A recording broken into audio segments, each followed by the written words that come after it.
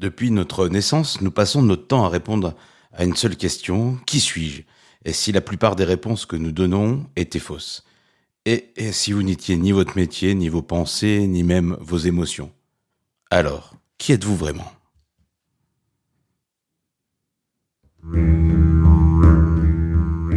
Bienvenue dans les Chroniques du Mage. Je suis Florent Rousset, accompagnant professionnel et personnel depuis plus de 20 ans.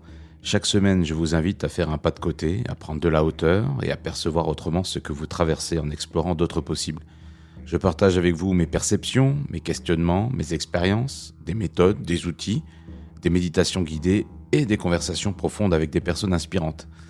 Mon intention, vous aider à retrouver de la clarté, à transformer vos parts d'ombre et à révéler cette lumière intérieure qui peut faire de vous un phare pour les autres. Je vous souhaite une belle écoute de cette chronique du mage.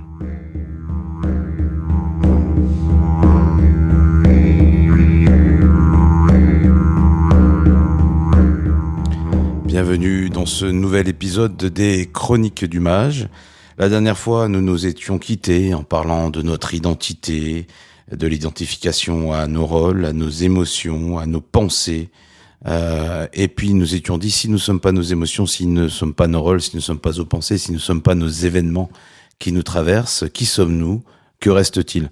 Aujourd'hui, dans ces Chroniques du Mage, je vous invite à aller à la rencontre de cette dimension qui vous dépasse, cette dimension qui vous habite, cette dimension qui observe, cette dimension qui nous relie, cette dimension qui est invisible mais pourtant est très palpable et très très visible.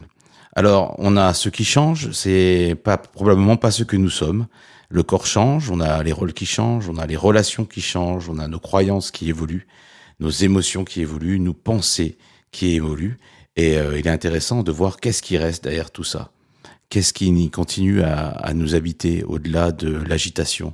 Qu'est-ce qui nous continue à habiter au-delà de toutes les pensées qui nous traversent par jour, des dizaines de milliers de pensées qui nous traversent par jour? Les neuroscientifiques nous parlent de 40, 60 000, parfois 80 000 pensées qui nous traversent. Et qu'est-ce qui reste au-delà des pensées, au-delà de nos émotions, au-delà de nos identifications? Alors c'est cet espace-là que je vous invite à découvrir. On sait que tout ce qui peut être observé n'est peut-être pas ce que nous sommes, car si je peux l'observer, une partie de moi en est déjà effectivement distincte. Alors il y a des moments donnés où vous avez peut-être ressenti cette part de vous qui vivait une certaine complétude et qui était à la fois pleinement reliée à l'événement que vous vivez et à la fois pleinement observateur de ce qui se passe. Alors moi, il y a des événements auxquels je pense. On a l'impression d'être relié à une dimension plus grande, de faire partie d'un tout. Alors on peut avoir des événements, je sais pas, par exemple un concert. Moi qui aime bien la musique et parfois aller écouter des événements. Quand on est dans un concert de musique, qu'on est au milieu du public, qu'on entend l'orchestre jouer. Et j'ai eu l'occasion récemment d'assister à une répétition en public de l'orchestre de Besançon, de l'orchestre pas harmonique, mais de l'orchestre, on va dire symphonique de Besançon. Et du coup, j'ai pu revivre parce que j'ai déjà joué de ces types d'instruments-là quand j'étais plus jeune. J'ai déjà été joué dans un orchestre symphonique et parmi la section des cuivres. Et là, je me suis remis à l'intérieur, effectivement, de cet orchestre-là. Et là, je me suis senti absorbé par la musique, faire partie d'un tout, d'être parmi les musiciens, de laisser la musique transpercer notre corps, transpercer tous nos cellules et de vivre un vrai moment d'harmonie, même si là, je ne jouais pas d'instrument. Mais en tant qu'auditeur, je me suis senti totalement investi et totalement traversé, transporté par cette musique-là. Donc ça, c'était pour de la musique classique, peu importe le type de musique que vous aimez, mais d'assister à un concert, de vivre à un événement parmi d'autres personnes, de vivre un moment d'ensemble, un moment de partage, un même espace temporel. On peut se sentir comme ça, traversé par une dimension plus grande ou se sentir appartenir à un espace beaucoup plus grand qui nous contient. Donc ça, c'est dans le cas des moments, on va dire, fédérateurs. Certains le vivront dans des matchs de foot. D'autres le vivront dans des moments au cinéma, sur certaines scènes où là, tout d'un coup, le souffle se retient, la respiration se retient, et on sent comme voilà une unité qui est en train de s'installer, où on a deux cœurs qui sont en train de battre à l'unisson. Et ces moments-là aussi, moi, je peux les retrouver, et vous me direz si c'est votre cas, lorsque vous êtes dans la nature, lorsque vous contemplez un point de vue, vous êtes, par exemple, vous avez fait de l'effort pour gravir une montagne, et puis vous arrivez au sommet de la montagne, et puis là, vous observez le paysage, et puis vous vous sentez voilà connecté dans un sentiment voilà de contemplation, connecté peut-être à ce paysage-là, avec les personnes avec qui vous partagez cet instant-là, et vous pouvez ressentir à l'intérieur de vous une certaine plénitude, un certain calme, un certain silence, un certain apaisement, et comme si c'était un moment suspendu. D'ailleurs, je vous invite à reconnecter à ce moment-là. Écoutez-vous, rappelez-vous à quel moment vous avez ressenti pour la dernière fois ce moment de plénitude-là, ce moment qui vous a marqué, ce moment où vous vous sentez relié, vous vous sentez connecté, vous vous sentez présent, vous vous sentez pleinement habité l'espace-temps, vous vous sentez pleinement au bon endroit, à la bonne place, et profitez de l'instant. Vous sentez toujours votre présence, votre corps, vous êtes toujours là, ancré, mais en même temps, vous sentez vous investir, naviguer dans un espace qui est beaucoup plus grand, un espace qui est beaucoup plus large. Et je vous invite à reconnecter à ça, à reconnecter à ce moment-là, et à reconnecter aux sensations que ce moment-là vous procure. Voilà, je vous laisse quelques instants, et c'est comme ça aussi dans les chroniques du mage, que je vous invite à vivre des expériences ou à revisiter des expériences que vous avez vécues. Voilà, donc ça peut être des moments de connexion avec la nature. Certains vivent ces moments de connexion aussi avec les animaux, avec vos animaux de compagnie, avec vos chats, vos chiens. Pour moi, c'est davantage avec les chevaux.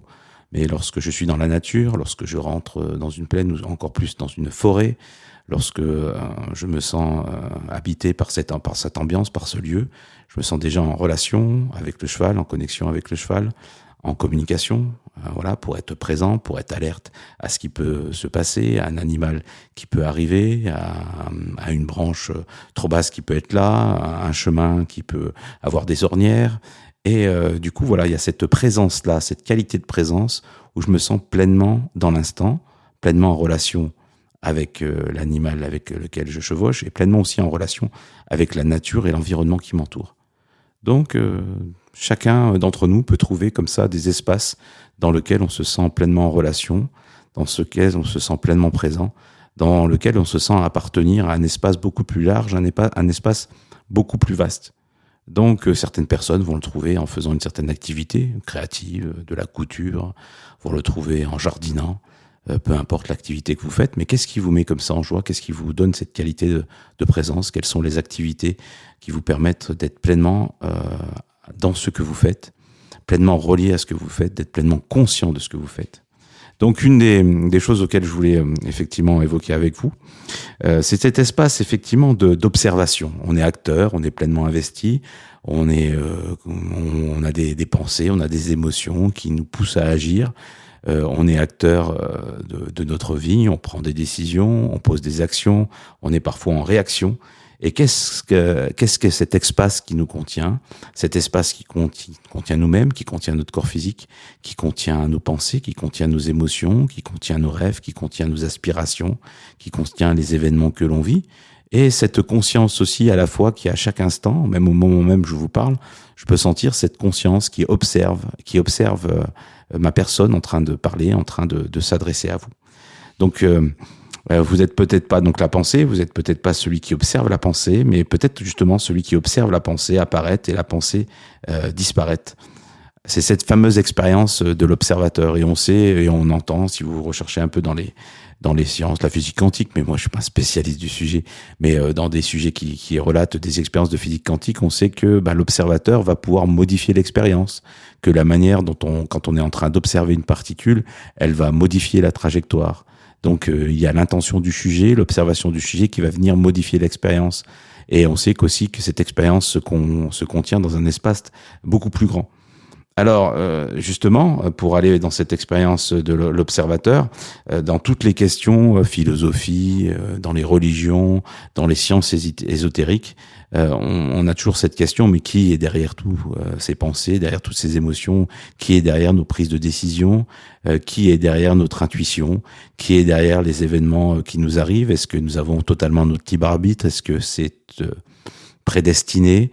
Est-ce qu'il y a une intelligence créatrice ou supérieure qui agit et qui est à l'origine et qui est l'alpha quelque part et l'oméga, le début et le commencement et la fin de toute chose, et dont nous faisons totalement partie? Est-ce que nous sommes une partie de cette conscience universelle? Nous sommes l'une de ces particules, l'une de ces cellules, avec une capacité d'individuation, c'est-à-dire d'avoir conscience de soi, conscience de son histoire, conscience de sa propre personnalité grâce à l'ego qui fait l'expérience dans la matière, conscience à notre propre pensée, à nos propres émotions. Est-ce qu'on dispose d'un libre arbitre tout en faisant partie comme ça d'une sensation de faire partie d'un tout? Alors je vous laisse vous-même choisir les types de réponses, en tout cas vous questionner. Moi je vous apporterai tout au long de ces chroniques des éclairages, je vous apporterai mes expériences, je vous apporterai de mon point de vue, je vous proposerai peut-être aussi de faire des expériences pour aller au-delà, explorer votre conscience, à la fois votre intériorité, à l'intérieur de vous-même, et à la fois à l'extérieur. Et je vous laisse vous questionner sur qui observe, qui perçoit, qui pense, qui ressent, qui décide, qui souffre parfois, qui rêve, qui a de la joie. Et je vous invite vraiment à vous questionner et à vous relier alors à cette dimension de votre identité, mais aussi à cette dimension plus grande, cette capacité que nous avons de faire un pas de côté, d'avoir une vue un peu d'hélicoptère. Une chose toute simple, est-ce que vous avez déjà ressenti la sensation de quelque part d'être dédoublé, d'à la fois de vivre l'expérience et d'en être le témoin, à la fois de dire des choses et de vous entendre les dire, à la fois de faire les choses et de vous voir les faire, parfois même de voir une situation arriver et imaginer ou pressentir son déroulé avant même que cette situation ne se produise. Ressentir déjà une certaine émotion ou une certaine appréhension avant même que la situation n'apparaisse. Je vous invite à vous questionner sur ces éléments-là et à vous demander si à des moments donnés, vous n'avez pas et vous vivez pas encore ce type d'expérience-là. Voilà, c'est une autre manière aussi de se relier à une dimension plus grande que soi, à une dimension à la fois qui nous dépasse et à la fois qui nous habite totalement. Alors, de mon point de vue, de par les différentes recherches que j'ai pu faire, les différentes expérimentations que j'ai pu faire, je vais vous faire part moi aussi de ma conviction. Il faut que je mouille un peu ma chemise aussi dans ces podcasts, il faut que je vous explique un peu ma façon de percevoir. Et encore une fois, ce n'est qu'une invitation. Ce n'est que ma façon. Je vous invite vraiment chacun à vous faire votre propre idée, à vous faire votre propre expérience et à ne surtout pas prendre pour argent comptant quoi que je dise ici ou quoi qu'on vous dise ailleurs. Vous disposez à ce titre totalement de votre libre arbitre, vous disposez de votre clairvoyance, de votre capacité de jugement. C'est juste une stimulation, une invitation à vous interroger, à vous introspecter, à imaginer d'autres possibles. C'est vraiment ça que j'ai envie de stimuler avec vous et aucunement de vous dire c'est ainsi, c'est comme ça que les choses fonctionnent, de faire part à des croyances ou à des dogmes. Je vais vous inviter à faire des choses, à expérimenter des choses, et donc ou à vous questionner. Donc moi, je vous fais part effectivement de mon expérience. Alors tout ça est apparu chez moi, où ces questions un peu existentielles qu'on pourrait considérer comme spirituelles, comme métaphysiques, qui sont des questions qu'on se pose effectivement depuis la nuit des temps. Qu'est-ce qui m'habite? Quel est le sens de ma vie? Quelle est ma place sur cette terre? Quel est le devenir, la naissance de la vie sur terre, de l'être humain, de la conscience, de l'univers? La question sur la vie, sur la mort, sur l'après-vie ou sur l'avant-vie. Tout ça, c'est des questions qui m'habitent depuis énormément de temps. Et là où je suis aussi arrivé à développer une conscience, on va dire, un peu plus large, un peu plus grande, et aussi, je dirais, une manière de m'apaiser, c'est de pratiquer, alors il y a rien de nouveau dans le sujet, mais c'est de pratiquer la méditation, la contemplation, pour inviter à être dans le regard présent. Alors j'entends dire des voix qui disent oui mais c'est bien beau, il va encore nous parler de méditation. La méditation j'ai essayé, c'est pas facile. Arrêter ses pensées ou calmer ses pensées, se mettre en posture du lotus, respirer, etc. C'est pas une chose évidente, c'est compliqué à faire. Voilà, on entend beaucoup d'enseignants proposer les mêmes sujets. Alors je dirais, pour faire taire ces petites voix du jugement qu'on peut avoir à l'intérieur de soi, et que j'avoue avoir eu moi-même à une certaine époque, avant d'avoir expérimenté. Effectivement, c'est des choses qu'on raconte depuis un certain temps, qu'on en raconte depuis la nuit des temps, et que, ma foi, il s'agit pas de faire taire ses pensées, il s'agit de les accepter, de les laisser passer. Il s'agit aussi de revenir à son corps par la respiration notamment, qui est une manière de focaliser l'attention de son mental pour qu'il nous lâche un peu les baskets. Et il s'agit aussi de se relier à une dimension plus grande quand on peut méditer, quand on peut respirer. Alors, pratiquer la respiration, je vous invite aussi à essayer de pratiquer, par exemple, ça peut être la marche méditative en étant pleinement présent au pas que vous faites, par exemple en marchant dans la forêt ou voilà, ou près de chez vous dans un parc. Vous pouvez expérimenter la cohérence cardiaque, vous pouvez expérimenter d'autres choses qui sont pas forcément de la méditation telle qu'on peut l'avoir dans certaines traditions indiennes ou traditions bouddhiques. Mais en tout cas, c'est une manière de revenir à son corps, de revenir à ses sensations, de revenir à ses perceptions, de calmer le flux de ses pensées, d'accueillir ses émotions, d'accueillir les événements qui nous arrivent, de prendre la distance, de prendre du recul et de pouvoir l'intégrer dans un espace beaucoup plus large, beaucoup plus grand. J'ai pu pratiquer pendant plus d'une dizaine d'années de manière très très régulière la méditation, de manière assidue, c'est l'ordre de quelques... Ça peut aller de 30 minutes à 1 heure et demie par jour. Alors j'avais pas une vie monacale, mais j'intercalais ça notamment au travail. J'avais mon petit zafou avec la capacité de le faire à l'intérieur ou sur la terrasse dehors. Ensuite, quand j'étais en agence de communication, mes collègues me voyaient faire et au départ ça les faisait sourire et puis finalement on partageait les expériences. Ils voyaient que ça me provoquait du bien, du calme, de l'apaisement. Ça permet de recharger les batteries, un peu de comme si on vivait la mémoire cache. Là, on fait voilà la purge mentale et la purge émotionnelle, et puis de repartir un peu plus neuf, un peu plus alerte l'après-midi. Ça permet de prendre la distance par rapport aux événements qui nous arrivent, des problèmes qu'on peut avoir relationnels, en couple, en famille, des problèmes qu'on peut avoir avec ses propres clients, avec des collègues de travail. Ça nous permet de prendre de la distance, de remettre de prendre la juste mesure des choses. Ça nous permet d'apaiser nos émotions et ça nous permet de nous relier à une dimension beaucoup plus grande qui se développe comme ça. On forge l'esprit, on le modèle, on élargit le cadre de nos vies, on élargit le cadre de nos pensées, on élargit le cadre de nos perspectives, de nos croyances, on élargit le cadre de nos possibles. Et c'est vraiment quelque chose, une expérience qui forme l'esprit, quelle que soit la manière dont on la pratique. Ensuite, j'ai pu la remplacer par de la marche dans la nature, avec un parc qui est à côté, méditative. J'ai pu le remplacer à un moment donné en variant les expériences. Je pense que c'est intéressant d'avoir des pratiques ou des rituels, mais de ne pas s'y enfermer dans ces pratiques ou dans ces rituels-là, comme on ne s'enferme pas dans ces identités. Donc on peut effectivement pratiquer de la méditation, de la respiration, aller marcher, pratiquer du dessin, consacrer un peu de temps de la lecture à un livre inspirant, écouter pourquoi pas un podcast comme les Chroniques du Mage. Enfin voilà, prendre du temps pour soi, du temps de reconnexion, du temps de connexion à une dimension plus large, aller marcher dans la nature, se mettre au contact des animaux, voilà, faire du yoga. Moi je pratique les arts martiaux. Tout ça, c'est des moyens de se connecter à une dimension plus large, de développer l'espace et la conscience de l'espace qui nous habite et de l'espace qui nous contient.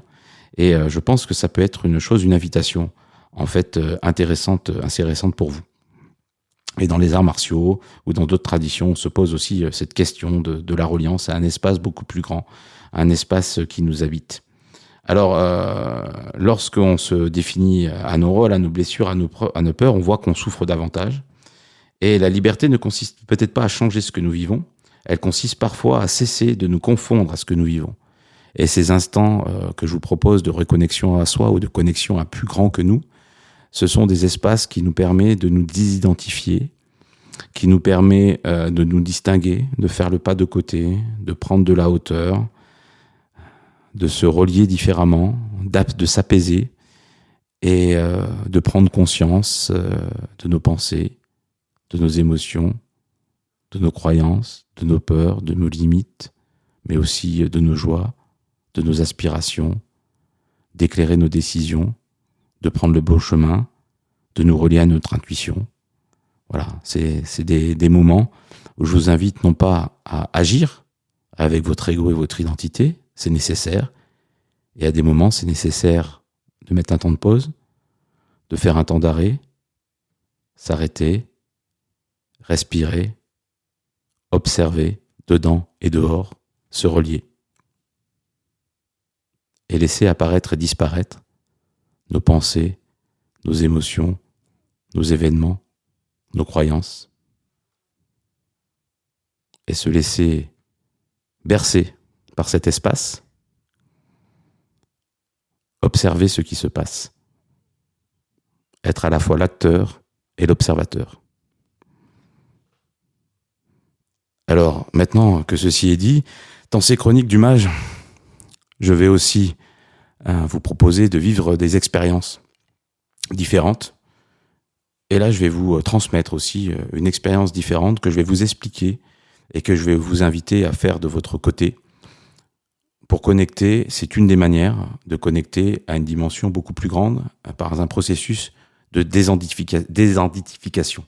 Donc, d'être enlevé quelque part, ôté son identité. Alors pour cela, je vous invite à vivre cette expérience. Alors je vous invite à vous mettre installé, c'est une invitation. Donc installez-vous confortablement.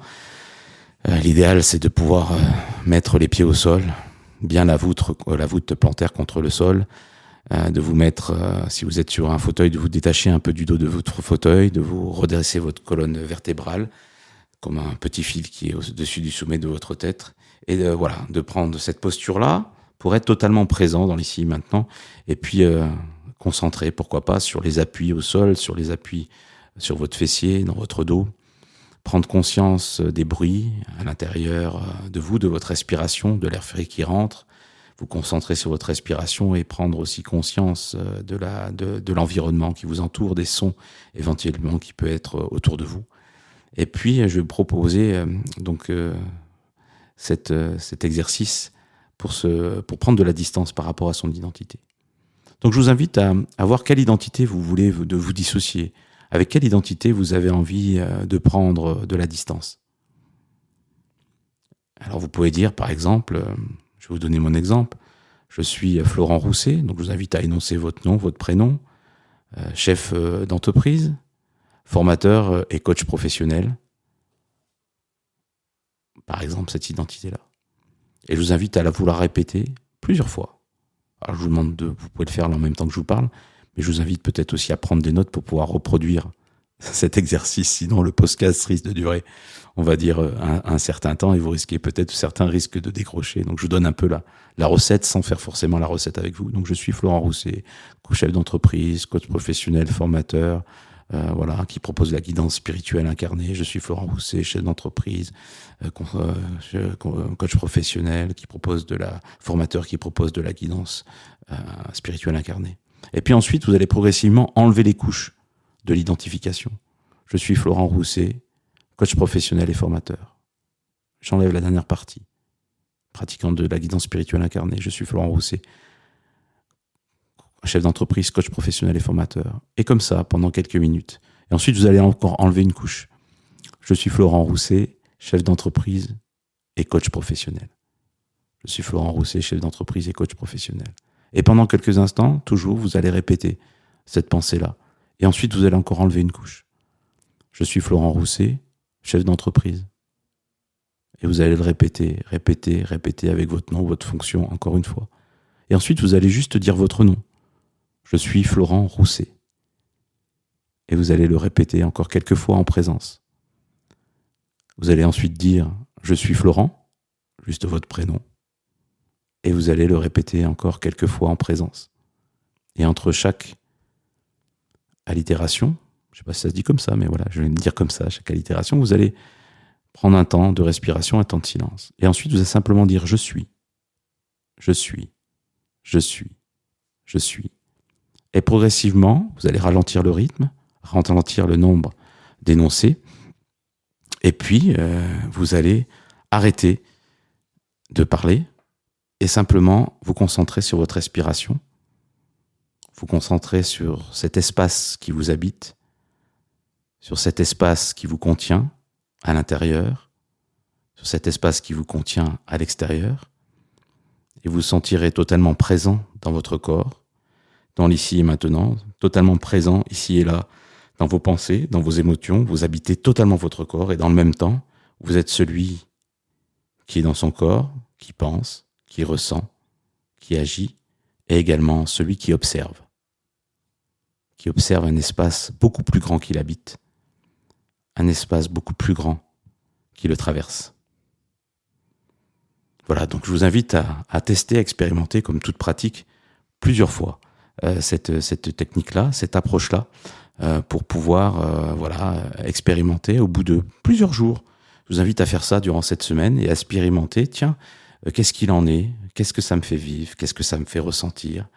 Qu'est-ce qui m'anime? Est-ce que ça m'apaise? Est-ce que ça m'énerve? Est-ce que ça m'agace?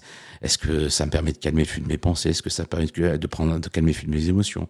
Est-ce que ça me permet de prendre de la distance? Donc je vous invite vraiment à expérimenter cela. Ça vous permettra d'observer ce qui est là, sans chercher à comprendre, sans chercher à vous définir.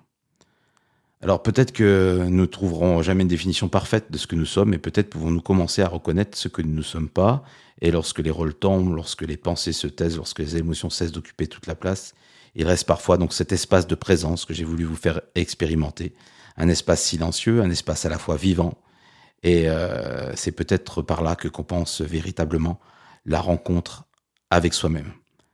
Donc je vous invite vivement à me dire en commentaire et à interagir, à me retrouver sur Instagram et à pouvoir échanger avec moi, sinon par mail que vous trouvez sur mon site internet, par un formulaire, à l'échanger pour les plus professionnels d'entre vous sur LinkedIn.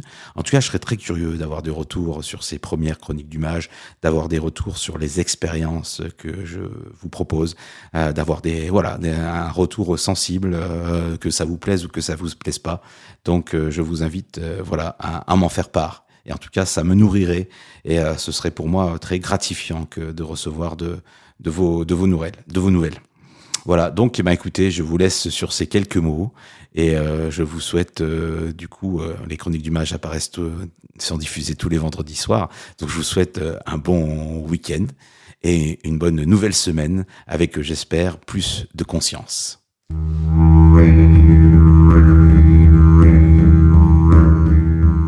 Je vous remercie d'avoir écouté cette chronique du mage jusqu'au bout. Si cette chronique vous a parlé, je vous invite à lui mettre 5 étoiles si c'est possible, à vous abonner et à la partager autour de vous. Pour retrouver mes accompagnements et vous abonner à la missive du mage, ma newsletter, rendez-vous sur florentrousset.com. Vous pouvez aussi me rejoindre sur Instagram et LinkedIn avec mon nom, Florent Rousset. Écrivez-moi, je y réponds à tous vos messages. Vos questions et vos partages nourriront les prochaines chroniques du mage. Je vous dis à bientôt.